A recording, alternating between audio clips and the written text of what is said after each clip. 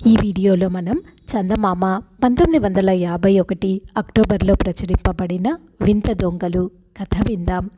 కాశికా నగరమందు పూర్వం కబీర్ దాసు అనే రామభక్తుడు ఉండేవాడు.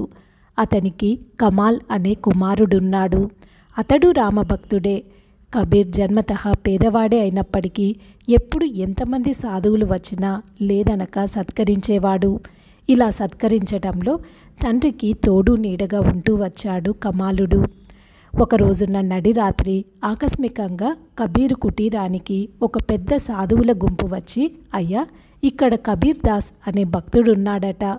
పరదేశ సాధువులకు కడుపు చూసి అన్నదానం చేస్తాడట. వారిల్లు ఎక్కడుందో కాస్తంత చెప్పండయ్యా అంటూ అరిచారు. అప్పుడు గుమ్మంలోని నిలబడి ఉన్న కబీర్ దాసు వారిని చూసి జాలిపడి, అయ్యా, మీరు చెప్పిన ఆ కబీరును నేనే, దయచేయండి అని చెప్పి వారిని కూర్చోబెట్టి లోపలకు వెళ్ళాడు. నిద్రలో ఉన్న భార్య సుందరాదేవిని లేపి, ఇంతమంది సాధువులు హఠాత్తుగా వచ్చారే, ఏమిటి గత్యంతరం అని అడిగాడు. అందుకు సుందరాదేవి, నాథా, ఇది పరమేశ్వరుడు మనకు పెట్టిన పరీక్ష తప్ప వేరే కాదు. మీరేమీ ఆత్రపడకండి. ఇటువంటి అవసరంలో అప్పు చేసైనా దొంగతనం చేసైనా సరే ధనం ఆర్జించి భాగవతారాధన చేయవచ్చంటారు పెద్దలు. దీనివల్ల మనకేమీ పాపం చుట్టుకోదు అని సలహా చెప్పింది. కమాల్ కూడా ఈ మాటలు అందుకొని దొంగతనం చేసైనా సాధు సంతర్పణ చేయవలసిందే అని తండ్రిని ప్రోత్సహించాడు. ఇష్టమున్నా లేకున్నా కబీరుకు ఈ పని తప్పింది కాదు. భగవంతుని మీద భారం వేసి పెద్ద వీధి మొనలో ఉండే వర్తకుని ఇంటికి కన్నం వేద్దామని తండ్రి కొడుకులు బయలుదేరారు. జాగ్రత్తగా వర్తకుని ఇంటికి కన్నం తవ్వారు. ఆ కన్నంలోంచి కొడుకును లోపలికి పంపి కబీర్ యువతల నించున్నాడు. లోపల ప్రవేశించేసరికి శెట్టి ఇంట్లో మణికనక రత్నరాసులు కమాలుకు కన్నులు మిరుమిట్లు కొల్పినాయి. అయినా అతడు వాటి వైపే తొంగి చూడలేదు. ఇంకా వెతుక్కుంటూ పోగా బ్రహ్మాండమైన కొట్టు, వాటి నిండుగా ఆహార సామాగ్రి కనిపించినాయి. ఆ పదార్థాలు తీసి కమాలు బయటనున్న తండ్రికి అందిస్తూ వచ్చాడు. కావలసిన పదార్థాలన్నీ చేరవేసుకున్న తరువాత సంతోషం కొద్దీ కమాలు నిద్రపోతున్న వర్తకుణ్ణి తట్టి లేపి, శెట్టిగారు, సాధు సంతర్పణ కోసమని అవసరమైన ఆహార సామాగ్రిని తీసుకుపోతున్నాను, అంతే. నీ ధన కనక వస్తువాహనాదులేమీ తాకలేదు సుమి.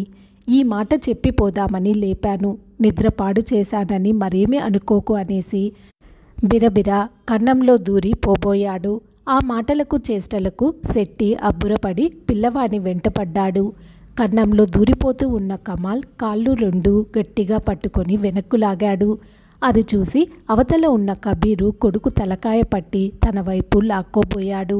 అప్పుడు కమాలు, నాయనా, ఇక లాభం లేదు, గుర్తు తెలియకుండా నా తల నరికి పట్టుకుపో అన్నాడు.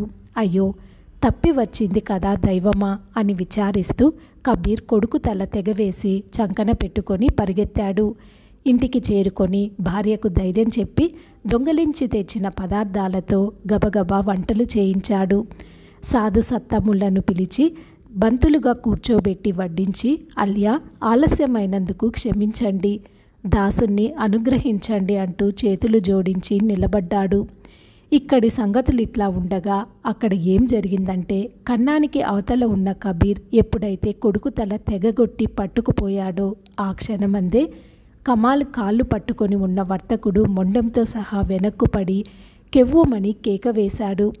ఆ కేకకు చుట్టుపక్కల జనం లేచి వచ్చారు. జరిగిన కథ చెప్పేసరికి అందరూ ఆశ్చర్యచకితులయ్యారు.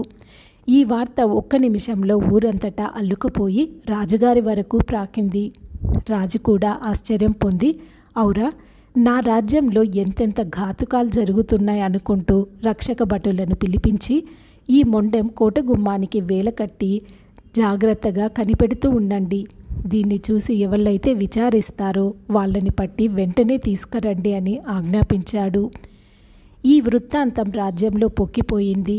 ఆబాల గోపాలము గుంపులు గుంపులుగా కోడి మొండెం చూచిపోయి తలకొక విధంగా అనుకోసాగారు. అక్కడ కబీర్ ఇంట ఆతిథ్యం పొందిన సాధువులు, ఓయి, అర్ధరాత్రనక అపరాత్రనక నీవు ఎంతో ఆదరంతో మమ్మల్ని సత్కరించినందుకు చాలా సంతోషమైంది. నీవు వండి వడ్డించిన మృష్టాన్నాలతో సంతుష్టి చెందాం.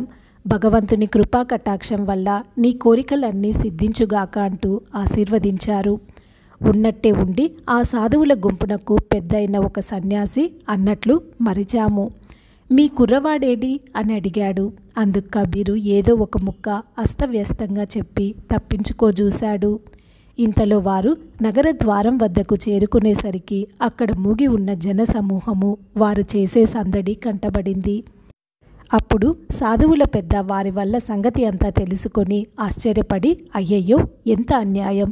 ఏ దుర్మార్గుడు ఇంత పని చేశాడో! చేతుల మీద ఈ మొండెం మీద నామాలు చూడగా కుర్రవాడు వైష్ణవ దాసుడన్నట్టుగా తోస్తుంది. బట్టకట్టు చూస్తే తురకల తీరుగా ఉన్నది. ఇటువంటి సాత్వికుడు దొంగతనానికి పోయి నరుకుడు పడ్డాడంటే ఇది తండ్రి కొడుకుల మధ్యనే జరిగిందని తోస్తుంది అంటూ విచారింపసాగాడు. ఆ మాటలకు కబీర్ ఉలిక్కిపడి, అయ్యా, తురకైతేనేమి వైష్ణవుడైతేనేమి పరోపకారం కోసం ప్రాణాలు అర్పించాడు కనుక వాని జన్మ సఫలమే అయింది కదా అన్నాడు. అందుకు సాధువుల పెద్ద వింతపడుతూ, ఓ మండెము, కబీర్ చెప్పిన మాట సత్యము అయితే నీ జన్మమే ఉత్తమ జన్మ కావలే అనగానే ఆ మొండెం అవునవును అన్నట్లుగా చప్పట్లు చరుస్తూ కోట గుమ్మం నుండి క్రిందకు దుమికి చిత్ర విచిత్రంగా నృత్యం చేయసాగింది. ఇది చూసి జనమంతా ఆనందంతో మునిగిపోయారు. అప్పుడు ఆ కపట సన్యాసి, అవునయ్యా కబీరు, నీకీ సంగతి తెలిసే ఉండాలి, దాచక నిజం చెప్పు అని నొక్కి అడిగేసరికి కబీరు ఆయన పాదాల మీద వాలి క్షమాపణ కోరుకొని రాత్రి జరిగిన కథంతా శాంతంగా పూసగుచ్చినట్లు చెప్పాడు. అప్పుడు సన్యాసి ఉగ్రుడై, ఓరి నీచుడా, నీవు దొంగవే కాదు, పుత్రహంతకుడవు, శిశుహంతకుడవు కూడా. పరమ పాతకుడవైన నీ చేతి అన్నము మా చేత తినిపిస్తావా? సాధువులు ఇటువంటి పనులు చేస్తారంటే నేను నమ్మలేను అన్నాడు. ఆయనకు నమ్మకం కలగటానికి కబీర్ భార్యను ఇంటికి పంపి దాచిన అబ్బాయి తల తెప్పించాడు. ఆ సన్యాసి ఆ తల చేత పట్టుకొని అటూ ఇటూ తిప్పుతూ, ఓయి, ఇంత చిన్న తల ఏమి, అంత లావు కళేబరమేమి, అయినా ఆ మొండెమునకు దీన్ని తగిలించి చూద్దాం అంటూ అలా చేయగా మొండెమునకు ఆ తల సరిగ్గా అతుక్కుపోయింది. ఈ మహిమ చూసి జనమంతా ఆశ్చర్యపోయారు.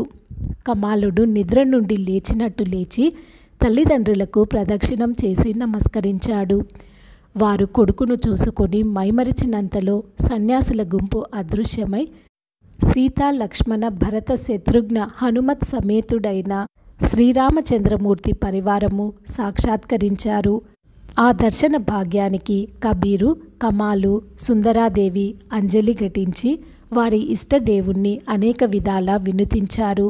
ఈ వృత్తాంతం తెలిసిన వర్తకుడు వచ్చి కమాలు కాళ్ళపై పడి, భక్త శిఖామణి, నేను మహాపాపిని, అపరాధం మన్నించు అని వేడుకోగా కమాలు, ఓయి శెట్టి, నీవేమీ విచారించకు, నీ మూలాన్నే సుమి మాకు శ్రీహరి దర్శన భాగ్యం కలిగింది అని అంటూ అతనికి తారక మంత్రం ఉపదేశించాడు. నాటి నుంచి వర్తకుడు తన ధనాన్ని భక్తుల నిత్య సంతర్పణాల కోసం వినియోగిస్తూ మంచి పేరు పొందాడు.